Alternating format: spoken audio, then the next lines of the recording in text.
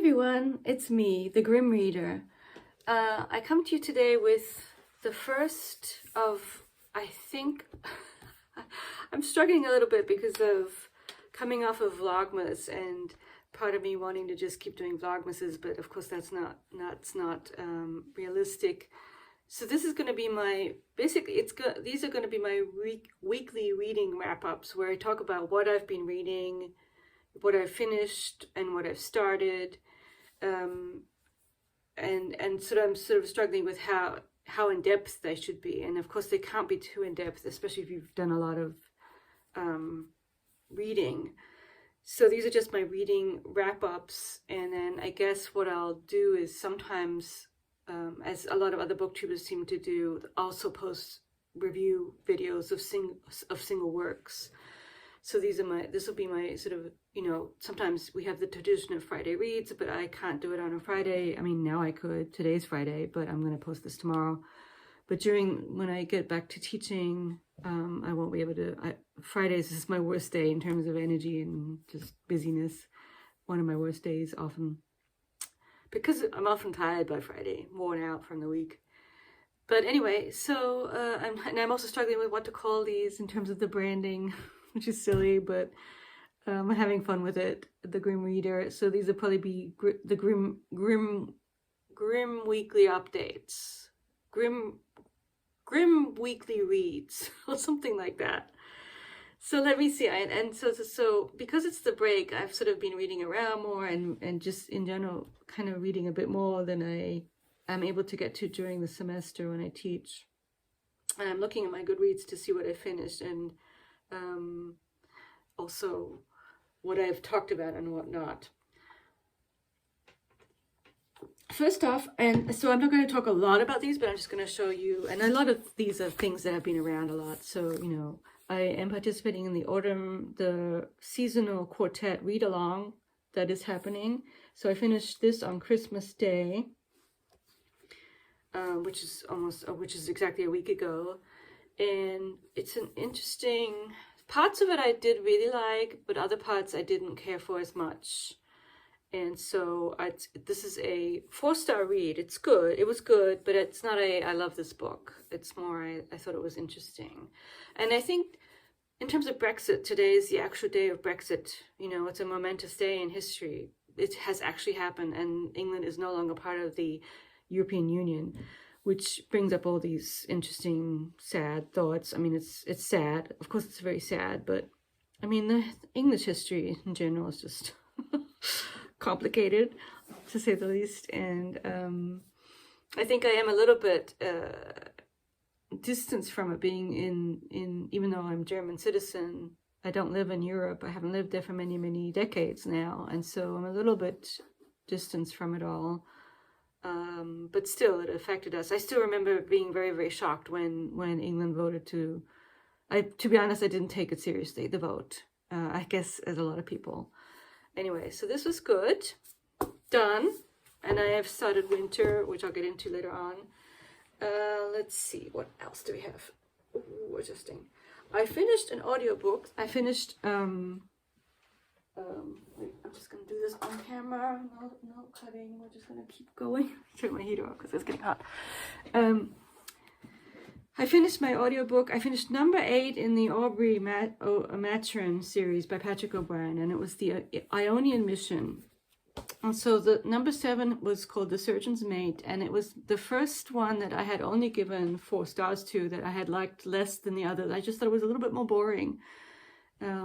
Especially this one character who I thought would be interesting, and he turned out to be a kind of a pretty boy, and I didn't care for him. I thought he was boring. Yellow is his name. Anyway, but Ionian Mission was back to form. Oh my gosh, and the ending of it was very shocking. Very kind of like, almost like, I'm not sure if I approve of what O'Brien did there, but it was good. Good reading, good listens. I'm listening to these. These are definitely, the O'Brien, it works for me as a set of things to listen to. I love them. The next book I read, now I didn't read this, I'm showing you this copy, but I actually went back to my ebook translation, which I preferred to the one by, what is her name? I didn't like this translation as much. and Lost and Lucas, which is a more modern translation. And so this is Pinocchio, you know, a work of world literature for sure, 1883. L'Avventure de Pinocchio by Carlo Collodi, which is a pseudonym for Carlo Lorenzini. So much could be said about this. You know, I'm actually having thoughts of, one of the things I like to do with my brain is envision classes that you could teach, and an absolutely fantastic class that one could teach would be on metamorphoses. And so, you know, you could read Ovid, which I'd have to go study. Then a book that I do think has kind of connections to many other works, but in terms of the fairy tale realm, The Golden Ass by Apuleius, which I also have only read bits and pieces of. It has Cupid and Psyche in it, which is kind of it sort of has this thing as the first fairy tale. But Pinocchio kind of is also a lot about, it does kind of hinge on metamorphoses. Anne says this in her, Professor Lawson Lucas says this in her introduction at some point. She's talking about metamorphoses. She has a nice little phrase, and that I'm not finding, of course. Fairy tales were originally folk tales, narrated orally. Yes. Oh, yes. The leitmotif of metamorphosis runs all through Pinocchio. And the capacity for metamorphosis is a dominant in the fairy's magic. And so one thing that occurs to me with Pinocchio, just a very off-the-cuff thought, is, so one thing, there's this aspect of it being a morality tale, and he wants to be a good boy, but he keeps getting lured and tempted into being a not good boy. And he wants to be a boy as opposed to a puppet, although it's not as foregrounded as I think the Disney does. And of course, the Disney is just another nice phrase for what the Disney version is, a distortion of this tale, of course, as all of Disney's versions are. And yeah, the popular international image of Pinocchio is a commercial and inaccurate one, founded upon Walt Disney's wholesale distortion of the novel. And it's true. I mean, it's true. And you know what? I don't even know if I've seen the whole Disney. I know some of the songs. And I don't want to completely diss the Disney, but it's as if it's become such a mega...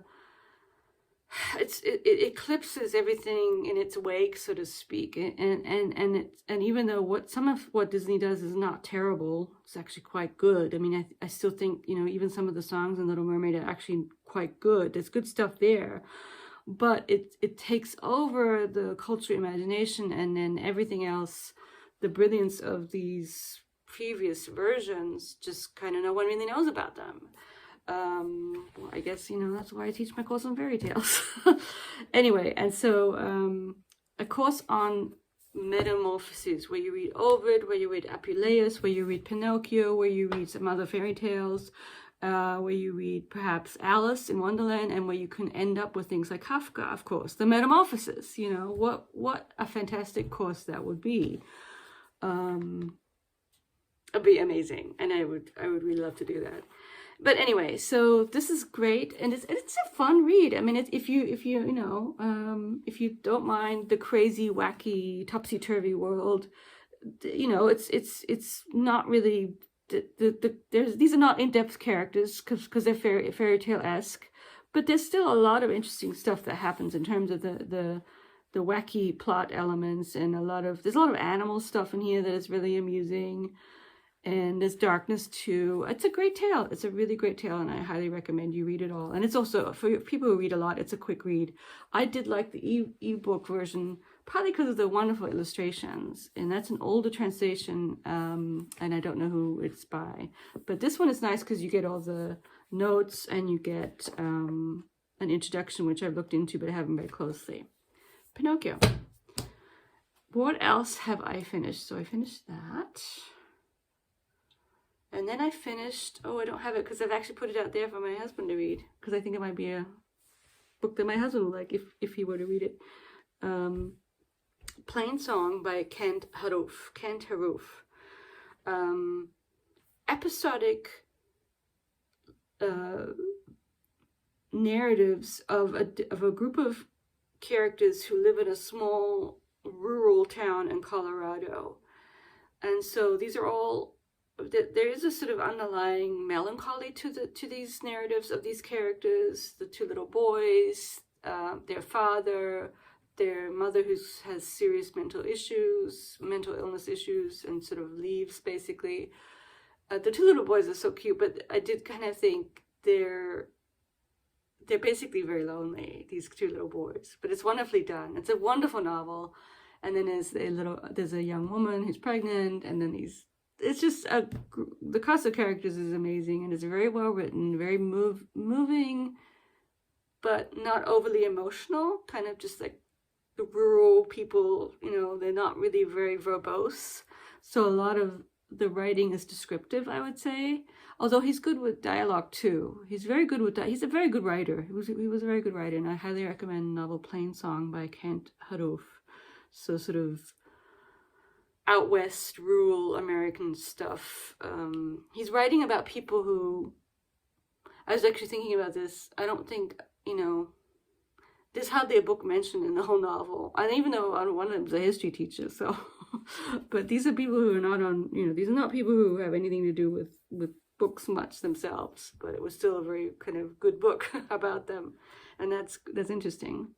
So I do recommend Plainsong, and I actually kind of think I know now how to insert a copy image of the book, so maybe I'll try and do that. Woo, we'll see. Finally, I figured out how to do that. Now, the next thing I finished, it's the last thing I finished, but see, that's a lot, is what I started today. I just read the short, it's really a novella, Charing Crossroads 84 Charing Crossroads by Helene Hanff. It's the wonderful epistolary interaction between her, taking place in the 50s, basically, up until the 60s, and this British bookstore. And a very quick read, very delightful read. Her humor, she's very funny. She's a very funny letter writer, kind of irreverent, kind of drawing on the whole I'm American and you're stuck-up British people. But she's hilarious. And you can tell that the British people who get these letters, specifically Frank, the owner of the store, no, not an owner, but the main employee, he really likes the letters. And so the reason for all of this is that she wants certain books that she doesn't have. And she can't get her hands on in America. And so she asks them, and she also doesn't want to spend a lot of money, but it's a delightful read, a very good idea of Sarah Huckabee to have us all read this on New Year's Day, and I really enjoyed it. And my edition does have the sequel, The Duchess of Bloomsbury Street, where she actually does finally get to go to England, but unfortunately, spoiler or not, I don't think it really matters, the main person she was writing to has passed away. But I will read the second one, but I'm saving it. It's such a company read, I'm going to save it and read it another time. Highly recommended if you have not picked this up and read it. A lot of people have already read this. Those are the things I've read. Now on to what I've started. Trying to make this not too long, but let's just do it. I'll try and say even less about this. Just got started on the Jewish Odyssey of George Eliot, and I've stumbled into a Twitter quagmire of the fact that Gertrude Himmelfarb is a famous and notorious neocon historian. So she's very anti-anything postmodern, anti-anything,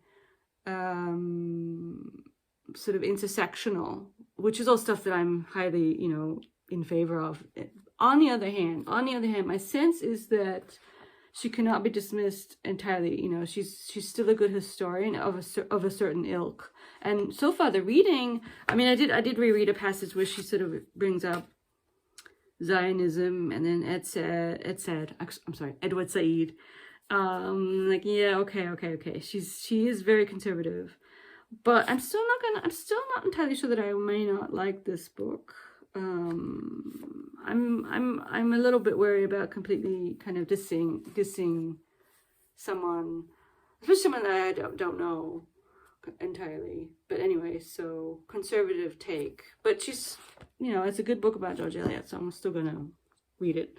We'll see how irksome she gets. I'm a bit of a moderate in some things. I mean, I have weird. On the other hand, I don't know. I think Marx. I actually would like to read more Marx. Anyway, I have strange views about the world, in case you haven't noticed. But moving on. So yeah, started that. Just started, and I think I'm gonna love A Tree Grows in Brooklyn. And I'm sort of getting to the point where maybe I don't even need to do this anymore if I can put the titles in. But this is gonna be great. I'm very much at the beginning, but I think this will be a good, nice, relaxing, comforting read of this.